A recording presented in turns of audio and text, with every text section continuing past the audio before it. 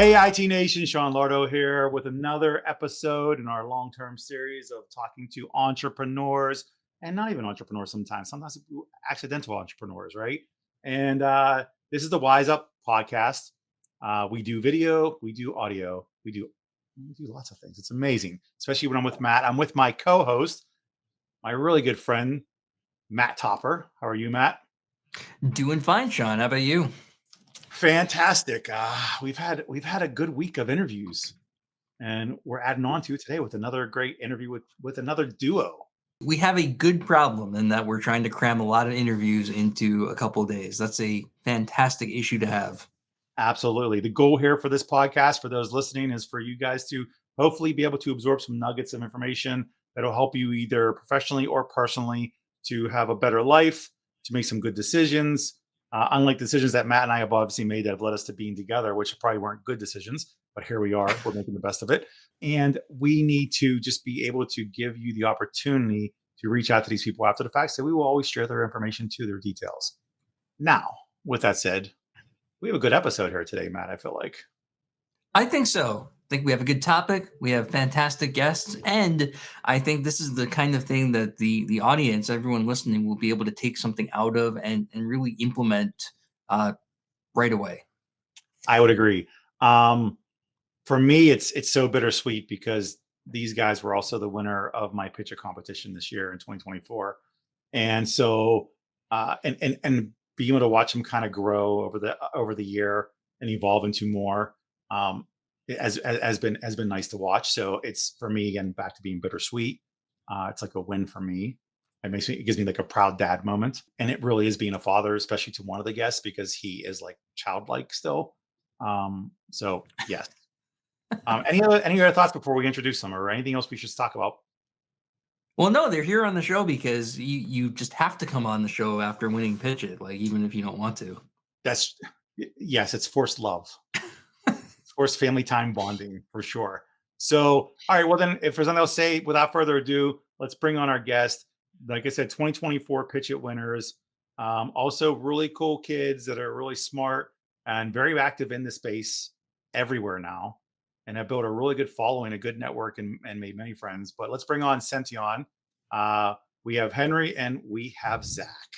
You guys see that thing in the background yet? Have you guys noticed it? I don't know if you heard of, we might have won that one. We did the thing. So for those listening, Zach is pointing at the big check he got from IT Nation, from ConnectWise, for $70,000 in winning the Pitch It competition in 2024. That has literally become the Stanley Cup of the IT Nation community, where it's everywhere in every picture and every video.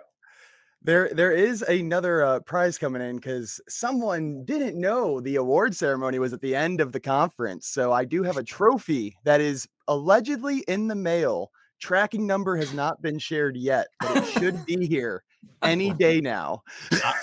Yes, you also are the recipient of a Torch Award. That is correct. And I know who's sending it, and this individual has a difficult time getting things out to the mail, even though they say they're on it, because I've been waiting for a package for a year. So I need a better background. It's gonna be publicized. I mean, it's marketing. It is great. So it is. So welcome, guys, and again, congratulations on winning Pitch It 2024. Appreciate it, Sean. We're looking forward to winning Pitch It 2025 as well. Thank you, Dad. You can't win Pitch It 2025, Henry. We've already had a discussion. You cannot apply again for the competition. What you can do is influence someone listening to enter and win Pitch It 2025.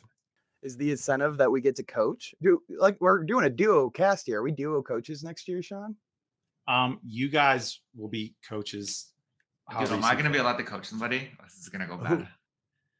Well, yes. So for those that don't know, the Pitch It finalists from the year, we end up selecting 3 finalists each year, right? And 1 wins, right? However, the 3 finalists from that year, the following year, come on as cameo coaches to give a class on pitch readiness, because we find that, and you guys knew this too going in, that you think you're ready for a pitch until you start talking, and then you don't realize you realize you're not coordinated enough, or whatever, or the language is off, or whatever it may be, right? So they come in as cameo coaches for the following year, and then also they become head coaches for the finalists of the following year as well. They all get assigned a team or a vendor, a competitor, to actually help coach them to get them ready for the actual main events. So you guys Very are excited. right? It is exciting. So, all right, now let's leave pitch it and let's get into you guys and what you all do. So let's start off with, and I hate doing this, but we will. What is Senteon, real quick? Just 30-second pitch. Let's go and get it out of the way. We turn red marks green from the sales perspective. Henry, take over. Wow. You are That was cool. amazing at this, Zach. Is this a preview of the coaching? We harden we harden configurations. Zach, you want to finish it off? Gosh. All right. So we harden workstations, servers, and browsers to best practice security standards, things like CIS or regulatory standards like PCI, HIPAA, CMMC. We're effectively the company that takes all the red marks that maybe a pen test shows, a configuration scan shows, and we turn a lot of those, if not all of them in a lot of cases, green. That way we remove the manual labor, and ultimately we're fixing the things that other tools only tell you about. Now, if I could only fix my cat from jumping in front of the camera every few minutes, that would be a real innovation. Okay, good. We got that out of the way. Now, let's get into what got you guys started, right? Where are you? Well, actually, where are you both from? Jersey. Jersey, Me- the Garden State. Great. Garden State. Garden State. I thought it was the drone Garden of state. landfills. No, Jersey's the Garden State. It's amazing, right? You Not- No, not that the feels drone. that's Staten Island. not the drone state. Isn't that We all the don't talk news about in New Staten Island. Jersey? that's happening also. I Zach, where are haven't you seen from? one yet. I am. I'm calling from wherever you guys need me to. The parking lot That's of not IT the answer. Nation next year. Where are you from, Zach? From Indiana, Purdue grad, but left as soon as I could because Indiana, although great, not the most exciting place for what I was looking for. Don't lie. You got pulled out of there by your California wife. And my wife did want to go to California. Your poor wife. Our poor wife. So She's the fifth Senteon co-founder, for those who don't know, the one who doesn't get enough credit. nice. Okay, so what made you? So that's right. Real quick, because Matt's going to jump in too. Because he said this about his wife. What made you guys start the business? Oh, Well, there goes my question, Sean. Sorry, I digress. I wanted to start the business because I saw an opportunity just in what I was working on, like working tier 1 analyst in a SOC, doing like vulnerability management for Fortune 500 companies. Just a lot of things where you're doing a lot of crap day to day, and sometimes you see enough of those problems. You're like, I'd like to not be the one that is just resolving sort of like these issues that come up, but I wanted to be somebody that would be able to help provide root causes for these types of things, right? So providing a solution that can actually make others people's lives easier, I think was one of those guiding things that really made me want to do it. I also hated working in a SOC, so I wanted to get out of that one. And then if I can speak for Zach, I baited You him always into this, do. and now he can't leave. Yes, definitely am not going anywhere. But to what Henry was saying, it's really cool because Henry is the principal founder. He came up with the original idea here, but what he was saying with providing something that actually makes a difference, making the changes and making people's lives easier. We're growing our sales team right now, and it's kind of cool because me doing this and being responsible for the go-to-market, in a lot of scenarios, we are the hero of the story. Senteon is actually eliminating a lot of the manual time and the manual work. So, talking to the sales prospects, they ask about what the experience is like. And it's motivating for me because when we actually show what we do, the engineers on the other side or the admins on the other side is just like, whoa, you're going to eliminate this like 6-month job that I already anticipated doing down to a few minutes. So it's very exciting having a niche that we're in that not a lot of people play in and actually makes a quantifiable difference. Okay, so I don't care what your product does. I'm asking you why you started a business. So Stop pitching and get back to the question I'm asking. You're welcome, Henry. So This is what I deal with every day. I know. Like I said, one is a child still. Anyway, so back to this. What made you get involved, Zach? How did you get involved in it? So I really came from project-based sales, product sales, and realistically, it was a lot of just one and done type of sales engagements. And it wasn't as ongoing as I maybe wanted because a lot of my style and the things that motivates me every day is creating that relationship and ultimately wanting to continue seeing the process, not just from the point of sale, but afterwards, seeing that difference and talking through that difference. So for me, I wanted to join this, I guess, opportunity because there was a way to pave kind of our own path, right? Coming in as a co-founder with, not already existing processes, no existing procedures, and getting to build that from scratch allowed me to design this in a way that I wanted to do this. And I was excited again by sales, go to market. So realistically, why I joined the team was to have that dynamic ability to create the path that I wanted. So, what was it like? When we first met, Zach, I commented, man, when I was doing MSP work, I actually started writing something like this. But what's it like going from a hobby project or something for your own internal use to something that all of a sudden you're responsible for and you have people supporting? Like, is it was it a big paradigm shift? What's different about that now that you're doing this as a business as opposed to something to solve a problem for you? Yeah, I mean, from my perspective too, I actually don't come with the traditional security training background. So I haven't like worked in a Cisco SOC like Henry has and everything, but I was able to hear and basically learn from the ground up from my co-founding team on the challenges that they had and why this made such a big difference to them, which was really cool. But kind of regarding the, developing it as a potential hobby to make my job easier, that's going to be more Henry on that development side of the house. I mean, I honestly didn't really feel like it was a market difference for me, and I think for the rest of my team, we just enjoy building stuff. And whether we're building it for ourselves or building for somebody else, the only real difference is where the complaints are coming from. And for them, it's always coming from me, whether it's my complaint or somebody else's complaint. So realistically, not much of a difference. So okay, so you've worked in a SOC. Like, why this problem in particular? Between all of us, we could probably think of 30 problems or maybe 300 problems that could use a software solution in this world. What Mhm. drew you to make this specifically? I think the real question for that is how did you prioritize this and determine this really? I think that's more the question because entrepreneurs listen to this and they say, how do I determine what I'm bringing to the table? Yeah, it wasn't the first priority.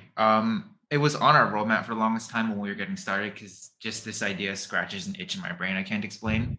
Like there's just something about it that I enjoy thinking about. But the way we settled on this, the way it ended up coming about really was from talking to partners, right? And we'll credit Zach to that one where I gave him, I don't even think I gave him a list. He found a list of like 1,000 people to call without a product and just went down it. And every single person that he could get a meeting with, we just showed them the roadmap. They would point to things they were interested in, and you correlate all that data, and you go, "Hey guys, we should work on this thing." That And really so is exactly what that's pretty happened. much how we figured it out. Yeah. And So that like we, you want go The ahead, you want to I finish mean, that that? list you're talking about, it very much was just creating a LinkedIn presence, and as an entrepreneur, especially an entrepreneur in a space they don't already have a background or the connections in, having LinkedIn be that bridge to meeting people you don't know and identifying people willing to listen to ideas from someone really outlined for me what to present to Henry and the rest of the team. Because again, they told me what cool things they had on their roadmap, what they thought was going to be the next big thing, right? Joining, some of those pivots we made, right?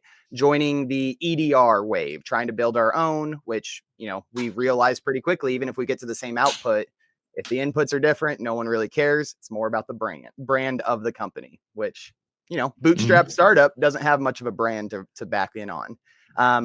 Other things was just kind of building an AV for micro businesses, but ultimately what we realized through this process and just presenting that roadmap over and over was kind of unintentionally because again I hadn't done this before, but I was aggregating data points to share with the team about, and we were able to talk together to identify, oh, everyone's starting to care about this. At that point we were just calling it the broader system hardening. We didn't know exactly which aspect of hardening we're going to go into, but system hardening in general was the piece that every single interview said, tell me more, let me know when you get here, this is something interesting to me. So what I'm hearing is you went out to the general public of the actual users and you guys had an idea originally what you were trying to solve for and how to go about it, but then you took the feedback from the actual people using, and that's how you were able to then prioritize what should happen. So it Yeah, I wasn't think you guys in going this saying this is what we're going to do. It was like we want to solve this total problem. right, and I think it actually was a lot of like correlating feedback in the sense that like when we first got started doing this, I mean, this is what people tell you about doing a startup. It's like, oh, go talk to people, listen to customers, things like that. And so we had done that, and we had talked to like, I don't know, 20, 30, 40, 50 people. And when you start out, I'm like, oh, that's a pretty good data set to work from. And then so we built out some of those things. And then you go out and you talk to another 500 people, and the perspectives and like what you hear is completely different, right? And so I think the biggest takeaway there was the volume and the number of conversations we had to have to start to actually understand what types of niches made sense. And it really So was let me ask you this. volume. That 500 number was not an exaggeration. That is a very real number of how many people we talked to. When you start going out to potential customers and your target market, how do you differentiate between what people say they want and what they'll actually pay for? Pray to God to pay you the first dollar and then figure it out from there. Yeah, Well, that is a well, very hard question to really identify what point I do know I'm we putting you on the spot with a hard question. No, it's absolutely good, but kind of identifying what point the product transition. And this is something we joke on because we do our, team all hands meetings, and we talk about just how long we come. And for a while, it was a reoccurring theme, like, hey, we need to build this feature, and then they'll buy. We'll need to build this thing, then they'll buy. We need to change this, then they'll buy. And at some point, without really knowing this moment was coming, at those all hands meetings where I'd share my experience and those growing pains, I stopped saying like, if we build this, they'll pay, because it just happened naturally by listening first to those comments saying, hey, I'll pay if you do this. Hey, pay if you do this. And eventually we built enough of those pay if you do this things. They stopped coming. Now they're more, hey, I'll pay for this, but also look at this feature type of requests. And I can't really pinpoint how that transition happened or how I acknowledged it, but that is something that's very close with me. I gotta be honest. I'm pretty sure traditional advice says this is exactly what you're not supposed to do, but that worked. It worked for us. well, I think I'll add on to Matt's question. More so, there's the question of what's wanted and actually what's needed. Typically, people will pay for what's needed. The want is where the negotiation takes place if they're going to spend money. So when you were going through 500 different people talking to you, determine what it is, because the things you always hear the most is, do you integrate, right? And they never say what you're supposed to integrate for. That's always the greatest joke. Like, do you integrate with so and so? Well, why? Why should I do that? Well, because they do. No. What's it do though? Like, I want to know what you're solving for there, right? So how did you filter that down? Because need is easier to sell than want, right? So how did you determine that? How did it, again, it comes back to prioritization, but what was the determining factor for you guys? Take your time. We had all day of the next 10 minutes. I don't know what the answer to that question is, honestly. A little bit of Yeah, I luck. mean, my conversations really, I would just present to the team on a lot of what I was hearing in the market. But realistically, the benefit here for how Senteon succeeded was we did have a very technical team who lived through a lot of the challenges we're innovating for. So even though I, who had never had, hands-on keyboard experience doing manual hardening, I was able to share the stories that I was hearing back to my team, my technical team, who dealt with similar challenges, and they could basically combine their real personal experience, combined with the stories I was sharing, to better articulate, like, yeah, I hear what they're saying here, but that's more of a nice to have. What they're really getting at is here. So they kind of bridged the gap between want and need Mhm. intuitively because it's a technical team, a technical founding team. Gotcha. No, I totally get it. Like I think back to when I was buying software and people would call me, it would be, "Hey, this would be an awesome thing to have." But the reality was when the quote came, well, all of a sudden it wasn't a need anymore. And to Sean's point, things that you really need, that's when money's changing hands. That's when I'm going to buy something, Mhm. and it can be so challenging to slow that down. At least more rapidly, it's changing hands, right? The want is something you can wait on. It's like, I want that, but I don't need that. But Yeah. when you need something now, you must go do it. Like, you need to go buy milk because there's no milk, right? Need. Want is like, do I have to buy that Pepsi? No. I want to. Right. And all of a sudden you guys are trying to figure out, I couldn't even tell you what the answer was for sure of what I would buy, let alone trying to convey it to you. That is a huge challenge too, because conveying exactly what you want is a hard thing. Like, of course, you want things to be easier, you want things to be faster, you want more automation. But too, even what Sean was saying with the API, we did hear that a lot. I want you to integrate, right? And then I'd run that back to the team. Hey, they're wanting us to integrate with this, and Henry every time. Okay, but what do they want it to do? I was like, they didn't say anything about that.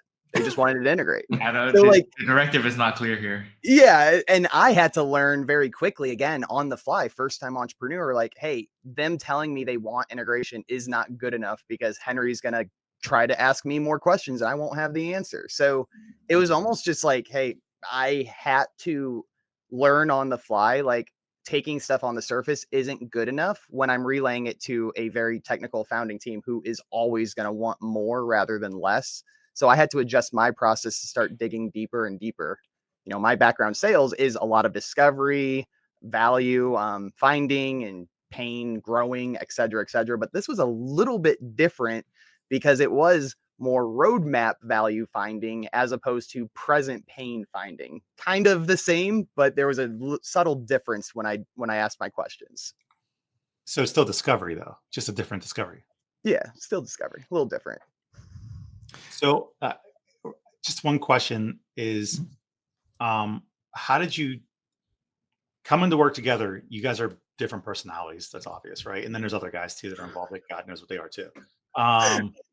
So how did you end up gelling, or what was good and bad about this? Was there bads, Henry? We've never been on the low I mean, points. we almost killed each other a couple times. A lot of times. Henry, please, since you're honest about it, please tell us. You Give us an beat example. Zach enough times, and eventually he falls in line, right? There's flogging, yes. So can you give us an example, Henry, of something that took place? I think in the beginning, Zach and I had to understand better each other's perspectives when it came to how we were looking at running the business. In terms of like, he's a very sales focused person. I am a little bit more dev or technical focused. And the end result, I think, at the highest level is just that he's a little bit more risk taking than I am, typically speaking. I'm a little more risk averse. So finding a balance there somewhere in the middle, I think, has been good for us. And sometimes it's just about going, this is your wheelhouse. I trust you. You figure it out. Not my circus, not my monkeys.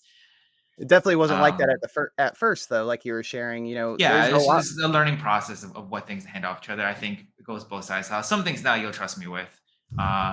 Some things now, occasionally, I'll trust you with. Occasionally, but the big thing here, especially for entrepreneurs looking to launch a company and maybe create that co-founding team. Me and Henry did have a very, we did have a pre-existing relationship, being friends at university, but we weren't necessarily like best friends. We were very much colleagues, working together, hanging out, but we didn't have like a long lifetime of friendship behind us. So we still had to learn how to gel and work professionally. We definitely never worked professionally together until this point.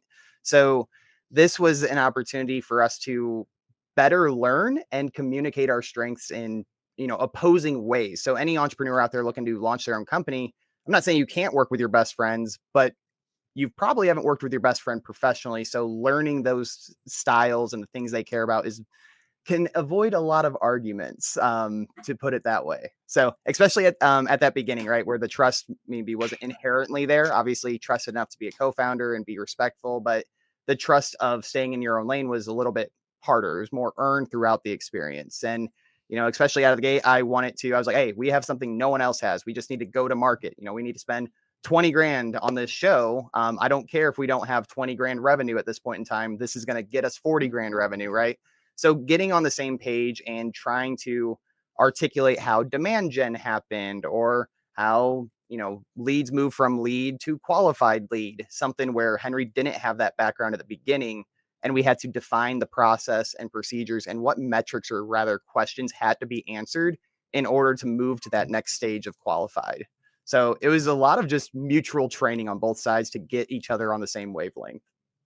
Based on everything went, I assume the answer to this question, but if you're somebody with an idea, would you recommend they go find a co-founder, try to do it themselves?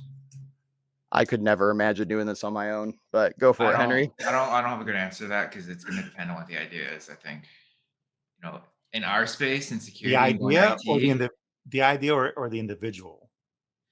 I think a combination of both, right? Because the idea, it comes down, I think, actually a lot to the market you're going to move in, right? Like B2C, if you have an idea in B2C, is a completely different ecosystem Mhm. than what we work in B2B, especially in cybersecurity. If it's specifically like our space, I would recommend finding a co-founder, just because there's so much more here we have to put into consideration compared to if you have an idea for a SaaS app you can launch and just put it out for a bunch of people to try out, right? Like that's a different, I think, it's a different set of Yeah. problems, but I think it's something that's a little more manageable for a single person. An AI wrapper plugin, right? I think that's the buzzwords on Twitter nowadays. Yeah, just throw AI in front of the product name and you're good to go. It doesn't even matter, right? It's actually become like its own country domain too, like .au. Now it's just .ai. Like Yep. it's amazing. It's a region now. It's a sales idea, Zach. We'll sell AI ConnectWise.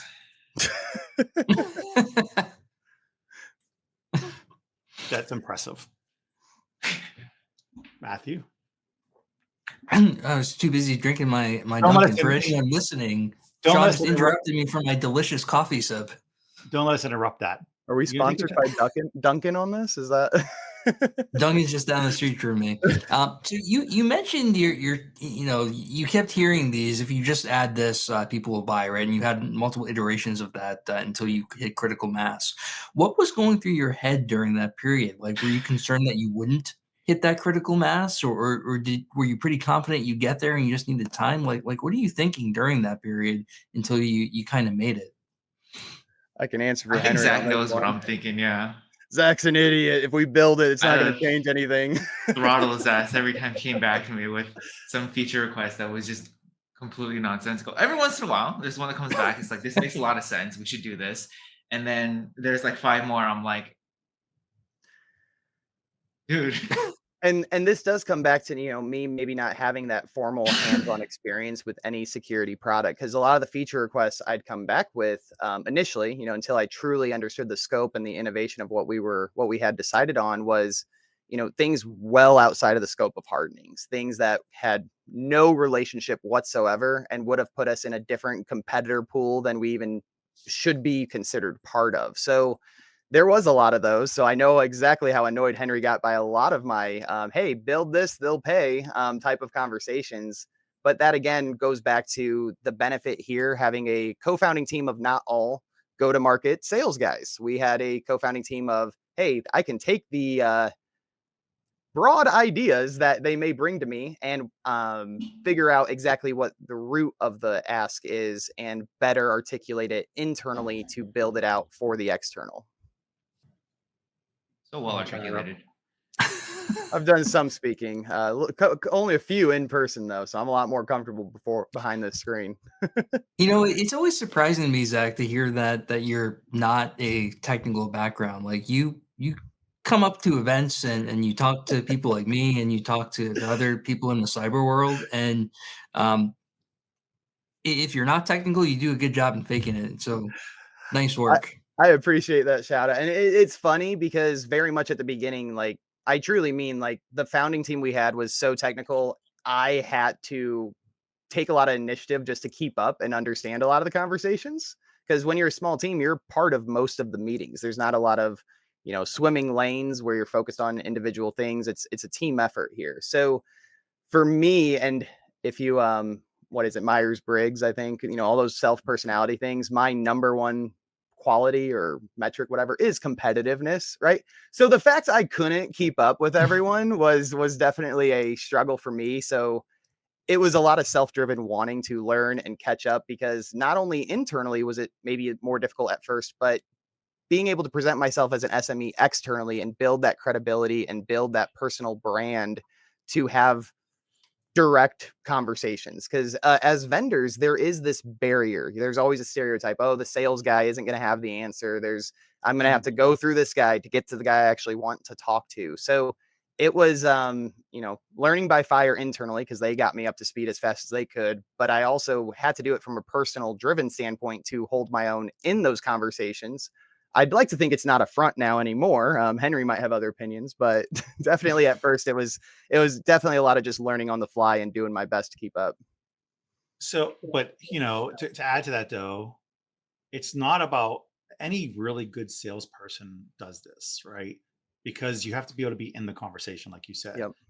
If you go too many layers deep and people trying to talk to people, you lose the sale anyway Yep. because it takes too long. It's too inconvenient, you know. So would I you could share a say little that? behind the scenes here too, Sean. You made me think of a story because I don't really get to reflect too much. We've been on this journey for a few years, but you made me remember. When I would go into some of these sales meetings, Henry wouldn't be on the call with me, but I'd literally message him. He's like, "Hey, I got this meeting. You need to make sure you're on your Slack. I'm going to ask you real time." This was before AI for those salespeople who use AI in real time.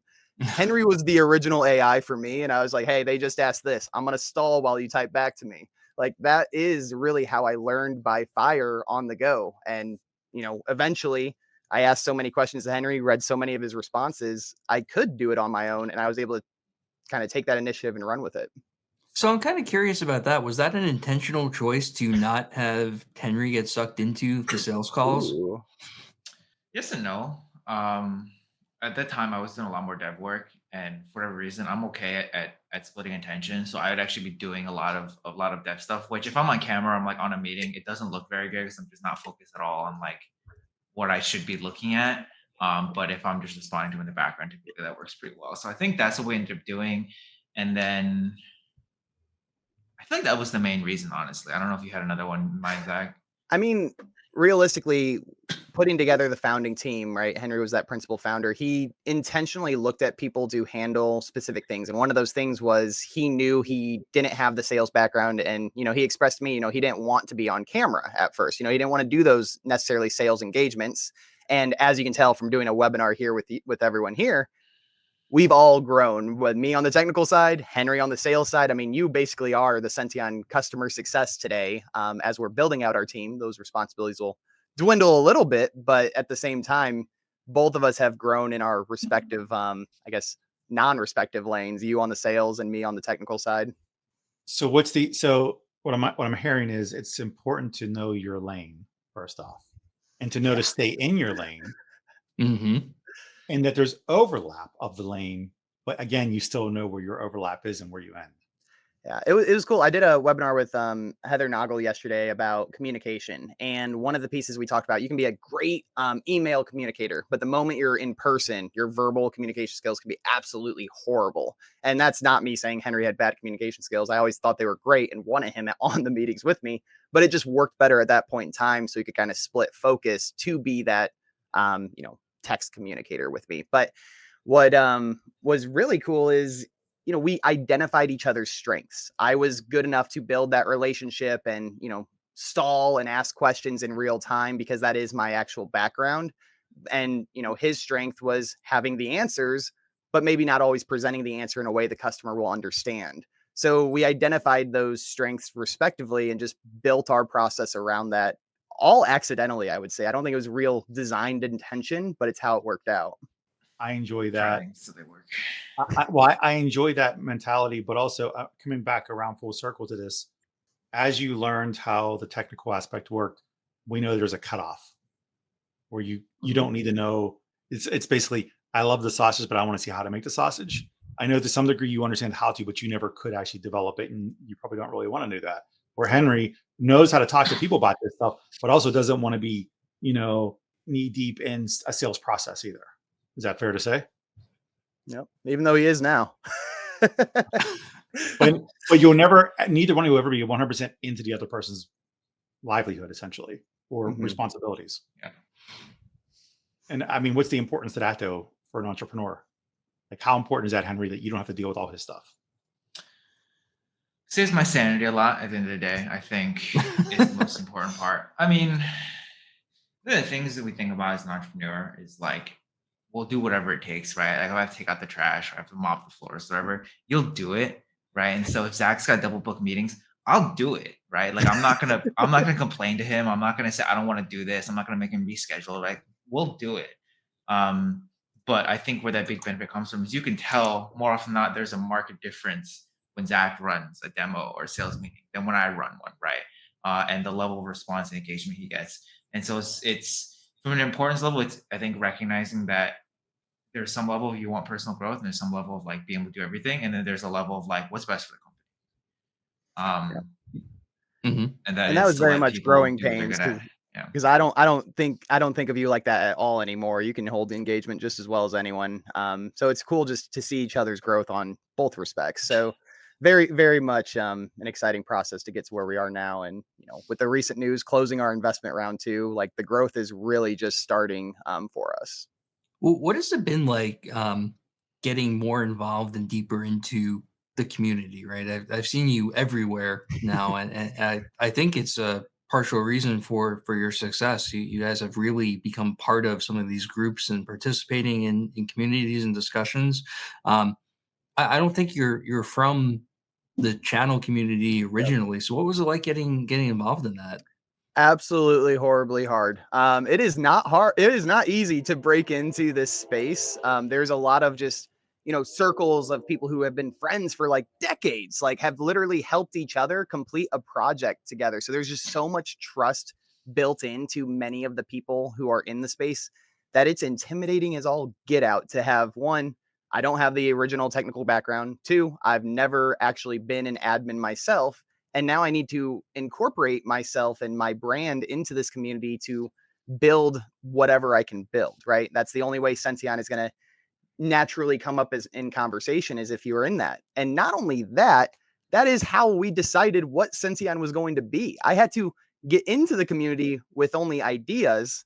Then I had to have enough trust in the community to present those ideas to individuals, which then I'll translate it to where I am today. So I guess hot tip for the pitch it competitors coming in next year, like it is going to be a big thing to talk about that community engagement and building that own personal brand and company brand within those communities. So I appreciate that you are seeing me around everywhere. It is very hard to keep up. I mean, there's communities, Discord servers, Slack connections. There's way too much going on and it's getting overwhelming, but that's what we do. That's what we do as entrepreneurs.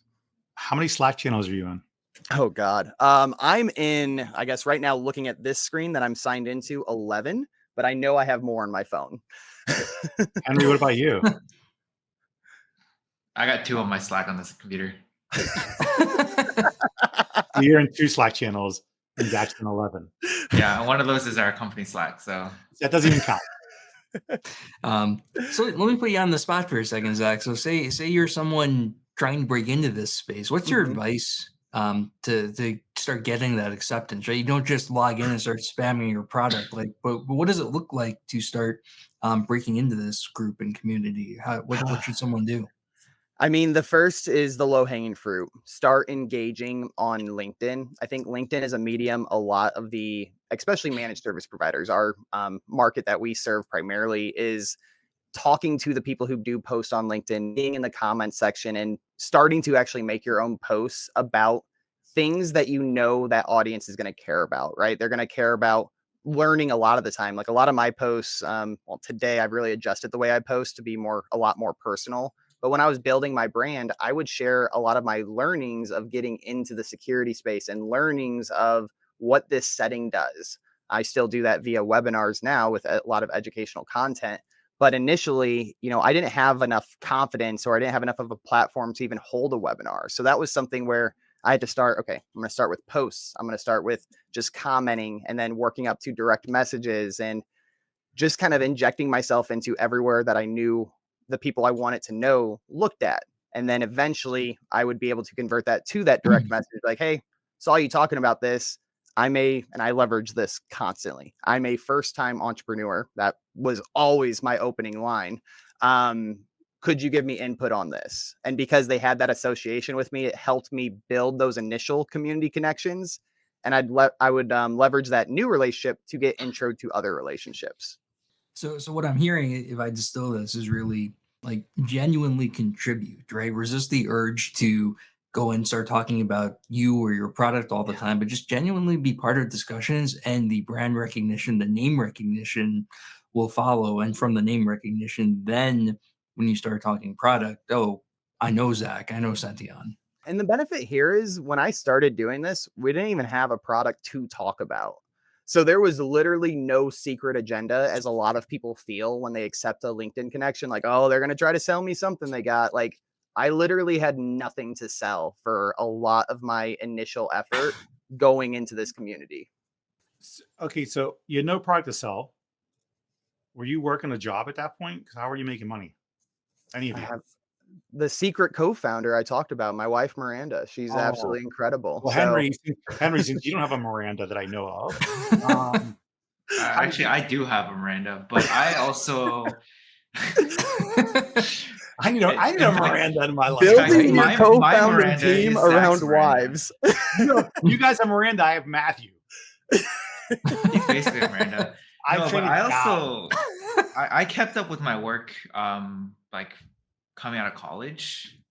I kept up with, which was I was grading, and I was a TA for a bunch of security classes when I was a student, and I guess I did a good enough job that they kept me around to continue to grade students and tell them that they're bad at what they do.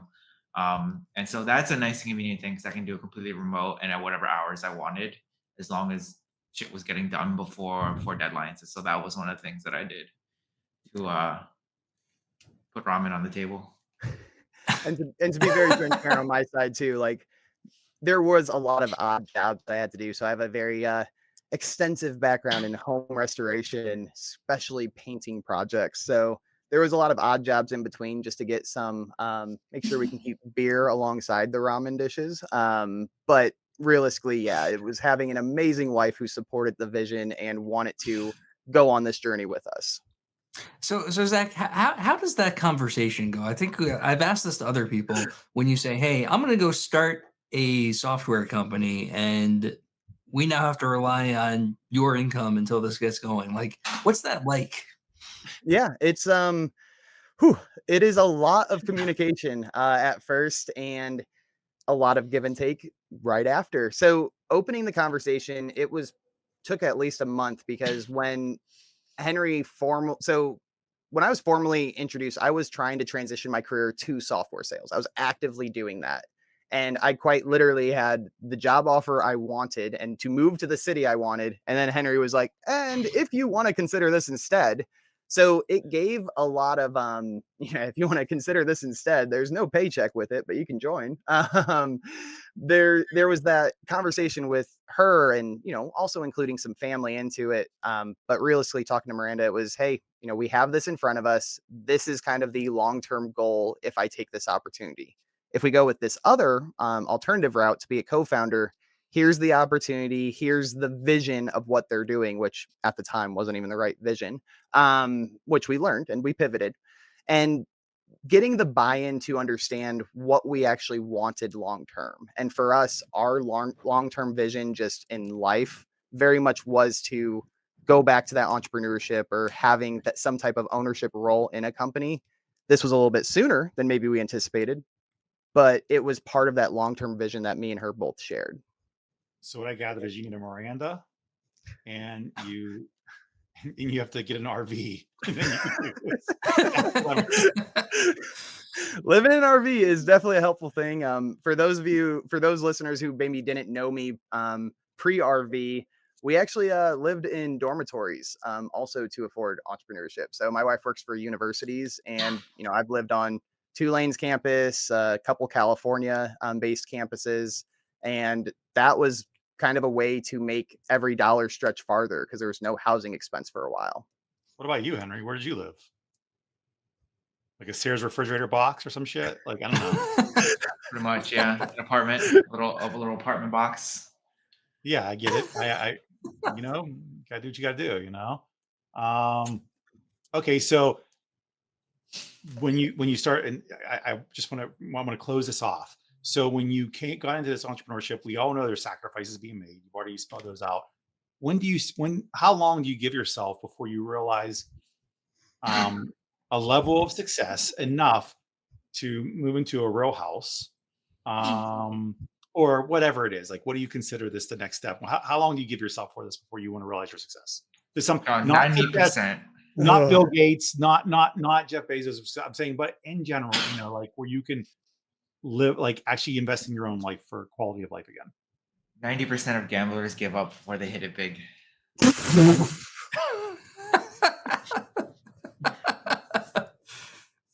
They give up or they just don't have anything left to give?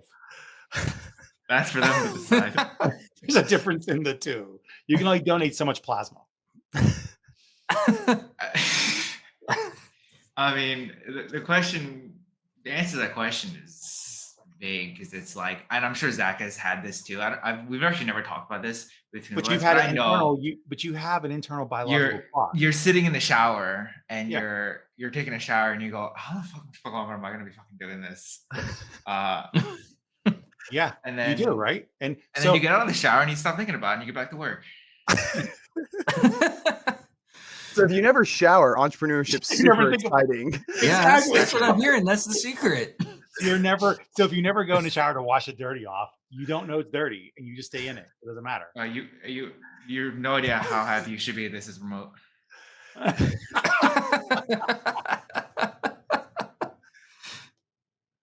That's so stupid. Thank you for that. Best possible answer to this question. I mean, that's good, Matt. I'm done. I'm done. This All right, was we have really time an for one more episode. question. This was really is the the best episode episode of the come up and truly the entrepreneurship journey. Can we get some questions about the other half of the exciting today?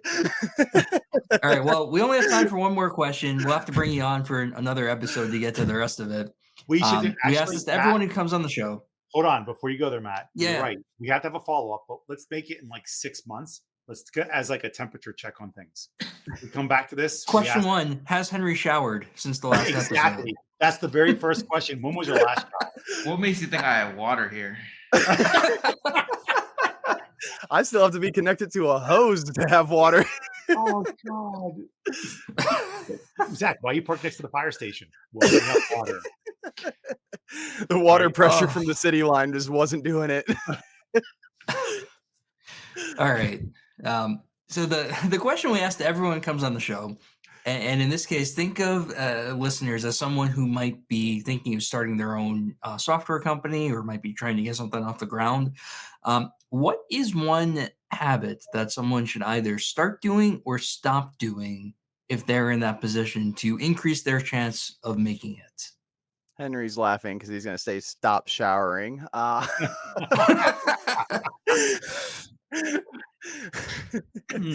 Definitely if you're an entrepreneur, I mean, it's always hard to give unique advice with this question because the number one advice is just, in my opinion, just light years ahead of anything else, but really start listening. Stop thinking you have all the answers and actually listen to the people you're talking to. Because even, just like the rest of my team having that technical founding background, there maybe was, so, and depending on the technical founder, there might be some ego like, hey, this is the idea. Like, I have this problem, so everybody has this problem. But if you stop thinking that you have all the answers and you start listening, that's when things can really make a transition. Yeah, mine would just be stop making assumptions and start making hypotheses. Right? I Succinct. think the specific difference is like when you make an assumption, you're assuming that you're correct, right? Like by nature. But a hypothesis is something that you postulate because you want to see if you can prove it to be correct or not. And I think that's the main difference between an idea that you'll find validation for and an idea that you validated yourself and then find out you were wrong. So one's a thought and one's an action. Yeah, Right? that's a good way to think about it. Yeah. Because I find that you pontificate a lot on everything, right? It's a matter of actually applying to whatever it is to flush it out. Yeah. Like, does that shower actually work or not? I don't need a pontificate on that one. It is not. You assume that We don't know. there's water that comes from it, but until you actually go and turn it on, then it's a matter of feel. Does it feel good or not? I learned very quickly when my freshwater tank is empty. So I can't ever assume there will be water when I turn that on. Oh. All right. Yeah. So the sign of a good episode is that we could keep talking for the next 3 hours and not run out of material. But we are out of time. So Zach, Henry, thank you very much for coming on. Yep. Appreciate you having us. Thanks, brothers. Happy Yep, to be thanks. here. Always happy to come back for the follow-up. Some positive outcomes about the other half of the journey. Absolutely. Thank you. Seriously, thanks, guys. We appreciate it. And like I said, fairly sweet. It's been fun to watch you guys grow, and watch you be successful. It's, I'm telling you, you'll see us again next year. well, you're going to be, you can't be in the competition, but you're still going to be around. Yes, in the community. So I look forward to your continued success and growth, just not as a pitch it contender, because you can't be. I'm sorry. Get over it, Henry. We discussed this at length at IT Nation, and you said the same thing. Listen, Senteon, Yeah. the corporation, it will not be another competitor. I Yep, promise you. Ention's coming, or Senteon, plural, or junior. But no, yeah, seriously, congrats on your success, guys. It is. Yeah, fun to congrats. watch this. Awesome. And we look and forward to to see what happens emphasize and to emphasize just from our view, we are very much active in the community and are going to be staying part of the community. Part of the pitch it winnings and the investment we took is to be even more active with a very dedicated effort. So connecting with us on LinkedIn, we do hold typically weekly webinars on educational content around settings, why they're valuable. But we have been getting into more broad topics, like I shared today, with a little bit of communication, how to communicate, how to identify strengths as a leader. So very much connect with us. We've been through the downs and we're experiencing the ups. So please feel free to ask questions and connect with us. If you want to talk, I'm more than happy to offer Zach's time. Yeah, obviously. I know. So we're ending this before you go back into pitch mode again, Zach, because you can't help yourself. We will have it in show notes. Don't worry about who you are, where to find you. Then you do your job after that. All right. Thank you, guys. All right. Thanks, guys. Appreciate it. Thank you. Good luck. Toodles. I'm on a whole new level.